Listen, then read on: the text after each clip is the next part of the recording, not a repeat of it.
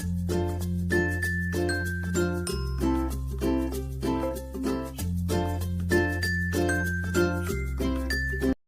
Everyone, easy physics by N K channel पर आप सभी बच्चों का एक बार पुनः स्वागत है। आज की क्लास में जो टॉपिक अपन डिस्कस करने वाले हैं वो बोर्ड परीक्षा में दो तरह से पूछा जाता है। पहले अपन तैयारी करते हैं कि परीक्षा में प्रश्न कैसे आएगा। या तो इसमें विभेदन क्षमता की डेफिनेशन आ जाए या फिर इस विभेदन क्षमता का जो अपन फॉर्मूला पढ़ेंगे उस फॉर्मूले के ऊपर डिपेंडेंट कोई सवाल आ जाए। क्लियर है? तो चलिए शुरू करते हैं अपन आज का टॉपिक विभेदन क्षमता।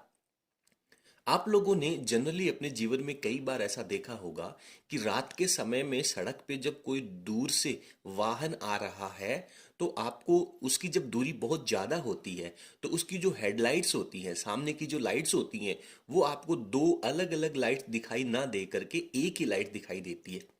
यानी जब वो बहुत ज़्यादा दूरी पर होता है तो अपने को ये फील कर पाना थोड़ा सा मुश्किल होता है कि कोई बाइक, एक लाइट वाली बाइक आ रही है या फिर कोई कार आ रही है।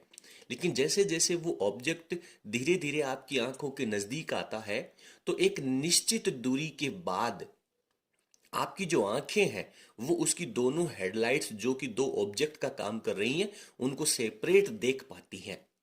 तो वो जो न्यूनतम दूरी है, जिस दूरी के ऊपर आप उन दोनों ऑब्जेक्ट को अलग अलग देख पाते हैं, उसे अपन विभेदन सीमा कह सकते हैं। देखिए यहाँ पे दो डेफिनेशन आएंगी। एक अपने पास विभेदन क्षमता की परिभाषा होगी और एक अपने पास विभेदन सीमा की परिभाषा होगी। मैं पूरे वीडियो के अंदर पूरा टॉपिक बहुत अच्छे से क्लियर करूंगा, आप धीरे धीरे बस पढ़ते जाइए।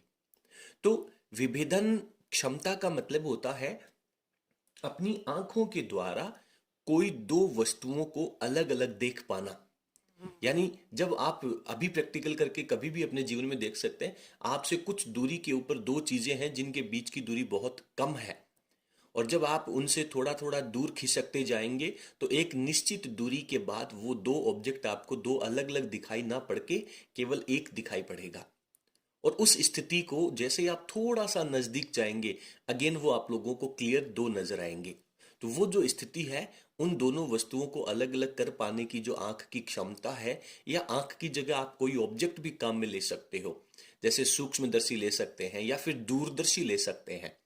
तो वो क्षमता जो है, दो वस्तुओं को अलग अलग देख पाने की क्षमता, वो उन उपकरणों की विभेदन क्षमता हो जाएगी। यानी कहने का मतलब विभेदन क्षमता का एक छोटा सा मतलब इमेज आप लोगों के दिमाग में बननी चाहिए कि एक्चुअल में विभेदन क्षमता का अर्थ क्या होना चाहिए। चलिए सबसे पहले मैं आप लोगों को इसकी डेफिनेशन लिख देता हूं, उसके बाद में एक्सप्लेन करते हैं। तो यहाँ पर विभेदन क्षमता को परिभाषित करने का प्रयास किया है। परीक्षा में यदि इसकी डेफिनेशन आती है तो केवल इस तरीके से आप लिख सकते हैं। दो अलग अलग बिंबों को, यानी दो ऑब्जेक्ट हैं जो कि अलग अलग हैं, बिल्कुल सेपरेट हैं, लेकिन उनको सेपरेट देख पाना जरूरी नहीं है कि आप उनको सेपरेट देख पा रहे हो। यदि आप बहुत दूरी पर चले जाते हो तो वो दोनों जो ऑब्जेक्ट हैं वो आप लोगों को एक ऑब्जेक्ट की भांति दिखाई भी पड़ सकते हैं।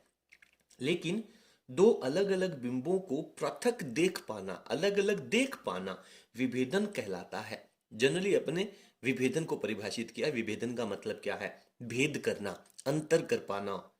किसी उपकरण के द्वारा दो पास में रखे बिंबों को अलग अलग देखने की क्षमता।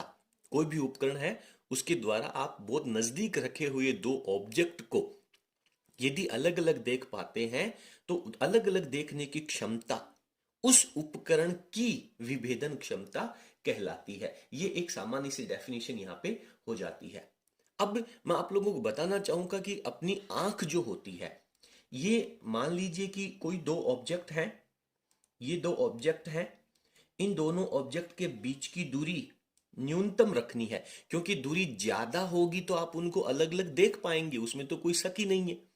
लेकिन कम से कम दूरी रख करके यदि आप आंख के द्वारा इन दोनों वस्तुओं को अलग अलग देख पाते हैं, यहां पे अपन ने अपनी आंख रखी हुई है, ठीक है, यहां पे अपन ने अपनी आंख रखी हुई है, और ये वो दो ऑब्जेक्ट हैं, इन दोनों ऑब्जेक्ट के बीच की ये न्यूनतम दूरी है। इनको जब अपन मिलाएंगे तो अपनी आंख पे यहाँ पे एंगल बनेगा, और ये जो एंगल है, आंख पर बना कोण, आंख पर बना कोण, 1 मिनट का यदि है, 1 मिनट मतलब जानते हो 1 डिग्री का 60वां हिस्सा 1 मिनट है, तो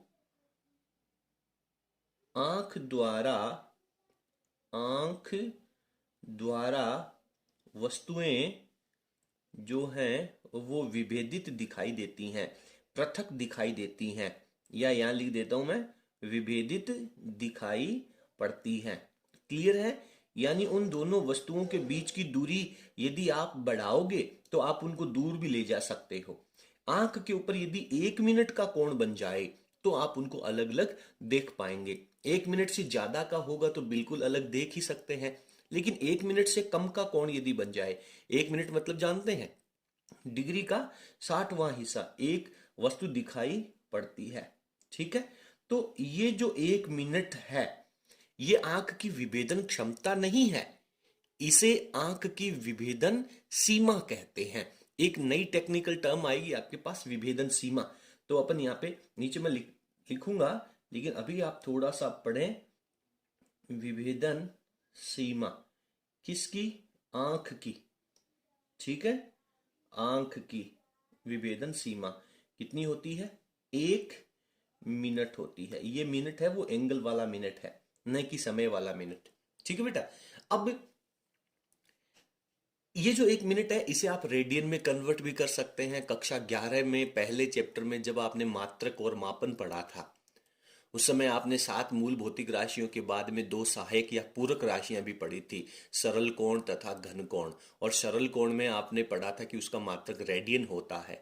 फिर एक डिग्री को 60 मिनट में तोड़ा था, फिर 1 मिनट को 60 सेकंड में तोड़ा था।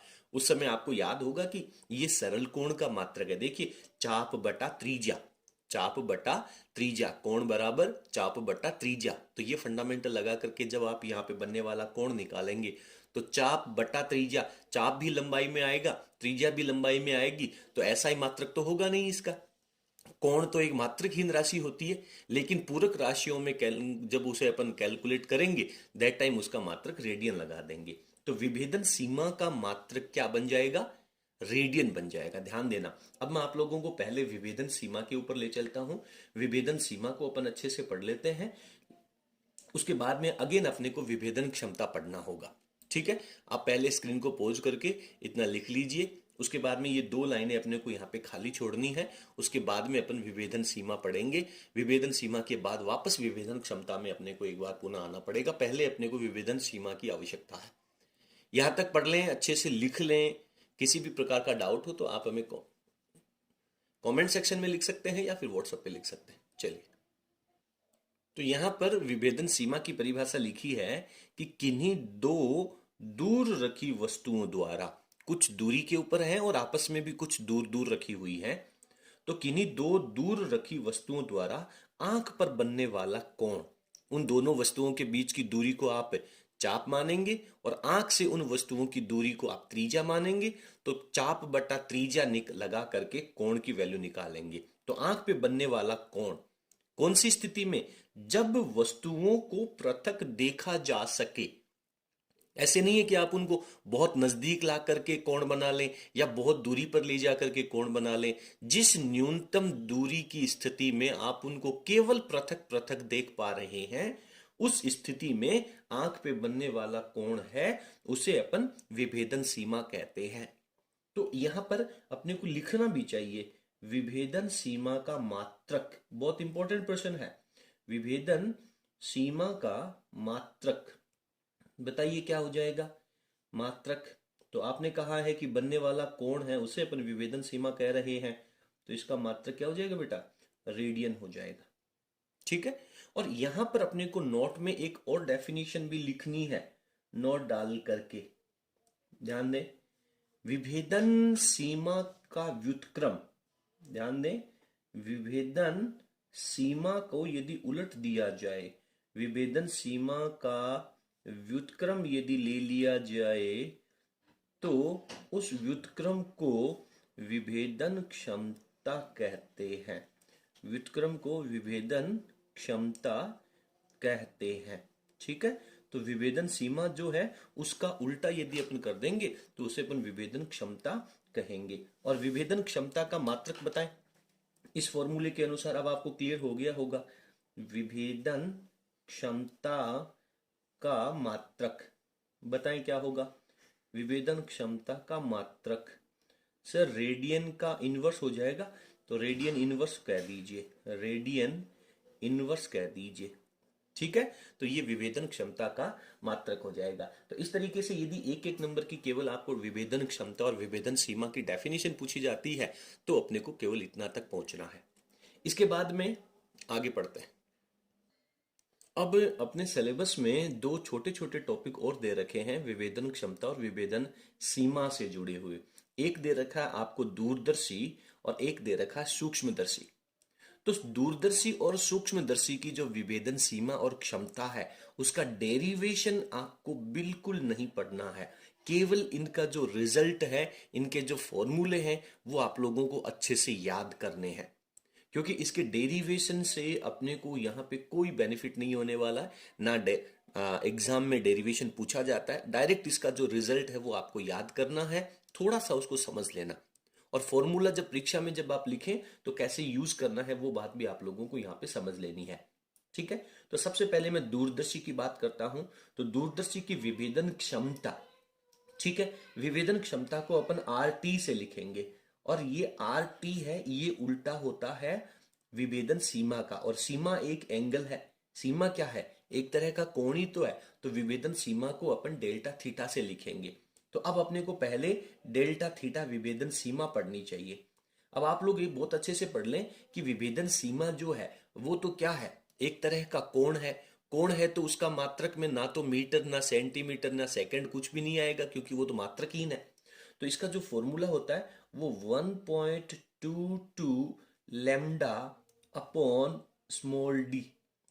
ठीक है, लेमडा स्मॉल डी मात्रक में क्या लिखेंगे, इसका मात्रक होता है बेटा रेडियन। तो इतनी बातें आप लोगों को यहां पे पढ़नी है। अब बात करते हैं कि सर इसमें लेमडा क्या होगा। लेमडा तो जो प्रकाश आ रहा है उसका तरंग दैर्ध्य होगा। और स्मॉल डी जो आपने लिखा है ये उस दूरदर्शी में जो उत्तल लेंस काम में ले रखा है उस उत्तल लेंस का व्यास है। जब आप न्यूमेरिकल करेंगे ना दैट टाइम आपको ये बात समझनी जरूरी है कि यहाँ पे स्मॉल डी क्या है। स्मॉल डी उस उत्तल लेंस का व्यास है। तो ये भी आप लोगों को सवालों में दिया हुआ रहेगा। और यदि ये वाली पूरी की पूरी वैल्यू यहाँ पे मैं लिखूं तो इसे अपन उलट देंगे तो डी है वो ऊपर चला जाएगा और 1.22 लेमडा है वो यहाँ रह जाएगा और मात्रक लग जाएगा इसका रेडियन इनवर्स। ठीक है, ओके। तो ये दोनों फॉर्मूले आपको याद करने हैं। और इवन मैं आपको ये कहना चाहूंगा कि आप इसमें से केवल विभेदन सीमा को याद कर लें, विभेदन क्षमता लिखते समय ऑटोमेटिक आप उसको उलट देंगे। और विशेष रूप से इसमें जो याद रखने वाली बात है वो है कि ये जो डी है वो उस उत्तल लेंस का व्यास है। इसके बाद में अपन सूक्ष्मदर्शी की विभेदन क्षमता और विभेदन सीमा पढ़ने वाले हैं। लेकिन कई बार मैंने देखा है कि दूरदर्शी की जब विभेदन सीमा की बात करता है दैट टाइम आपको कई बार ये डी की वैल्यू ना दे करके डेल्टा थीटा को देने का प्रयास करता है। एक्चुअली डेल्टा थीटा है क्या, आप समझें, ये सर आंख पे बनने वाला कोण है।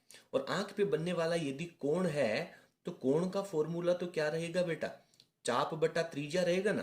बात समझ में आ रही है, चाप बटा त्रिज्या। तो आपको यहाँ पे क्या दे देता है कि चाप की जो लंबाई है वो मान लीजिए दे दी है a, यानी दोनों वस्तुओं के बीच की न्यूनतम दूरी, ये दोनों वस्तुओं के बीच की न्यूनतम दूरी है। और उसके बाद में आंख से दूरी आप ले सकते हैं या फिर इसे कई बार फोकस दूरी भी कह दिया जाता है। आंख की फोकस दूरी कह दिया जाता है या किसी उस लेंस की फोकस दूरी कह दिया जाता है। तो इस बात को आपको समझना बहुत जरूरी है। सूक्ष्मदर्शी की विभेदन सीमा की यदि अपन बात करें तो इसको अपन डेल्टा थीटा लिखेंगे और इसकी जो वैल्यू है, इसका जो फॉर्मूला है वो म्यू डी अपॉन 1.22 लेमडा होता है। यहां पर अगेन म्यू है वो उस पदार्थ का अपवर्तनांक है, डी है वो व्यास है और लेमडा है वो प्रकाश का तरंग दैर्ध्य है। और यदि यहाँ पे अपन इसकी क्षमता निकालना चाहें, रिजोल्विंग पावर, और ये रिजोल्विंग पावर है दैट इज माइक्रोस्कोपी है, तो इसे अपन RM से लिखेंगे। और ये वैल्यू है वो 1/डेल्टा थीटा के बराबर होनी है।